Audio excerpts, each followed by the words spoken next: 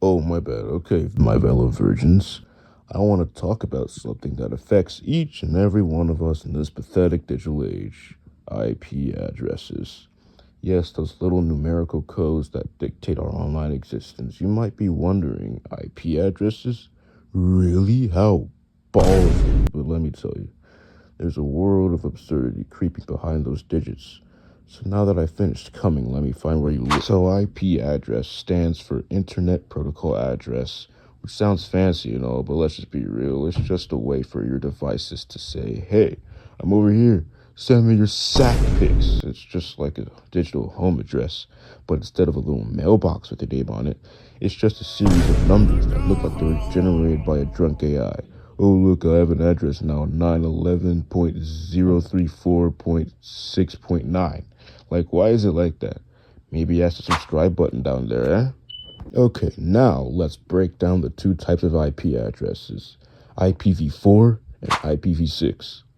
IPv4 is the OG version, the one a lot of people, probably not you, know and love. But here's the but. There's only like 4 billion possible IPv4 addresses.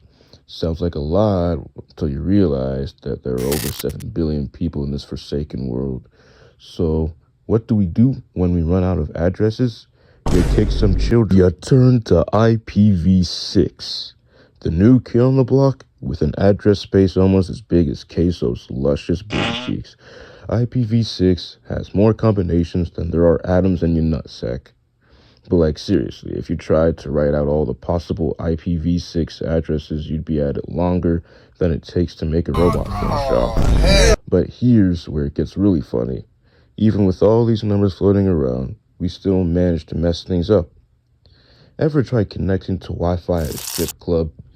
You'll walk in, order your overpriced stripper, and then you're faced with the great existential crisis of what's the Wi-Fi password. You finally get it. Slave Whipper 123, and then you try to connect. But wait, your device decides that today is not the day to cooperate. Sorry, I cannot connect because I have an IP conflict and I am an overstretched ball sack. Like, really? It's like two toddlers fighting over who gets to play with the same balls. And then there are dynamic and static IP addresses. A static IP address is like that friend who never changes their phone number. Always reliable and easy to find. Meanwhile, dynamic IP addresses are like that criminal or black dude friend who changes their number every week and expects you to keep up. Hey man, I'm sorry I ghosted you for a month. I accidentally ate my dog's teeth and I just got a new dynamic IP address. Like, what does that even mean? Are we supposed to send out search parties every time someone changes their IP? Then there's the whole concept of NAT, or Network Address Translation. It really just enables one IP address to represent an entire group of computers. NAT is like having a huge sex party at your house and giving out one IP to everyone outside, where you have the public IP and everyone wants to connect to yours using their own private IPs. Sure, come on in, just remember that my IP is literal Morse code. So now everyone inside your house is using that same address while they're out sexting and streaming browsers. Oh, and let's not forget about those poor souls who have to deal with their internet service provider. You know how every time you call customer service for help with your internet connection and they ask for your IP address, it's like they're trying to expose your search history of Lara Croft's feet or something. Please provide your IP address so we can assist you in watching feet. Like, man. Like, man up, buddy, dude. Man up.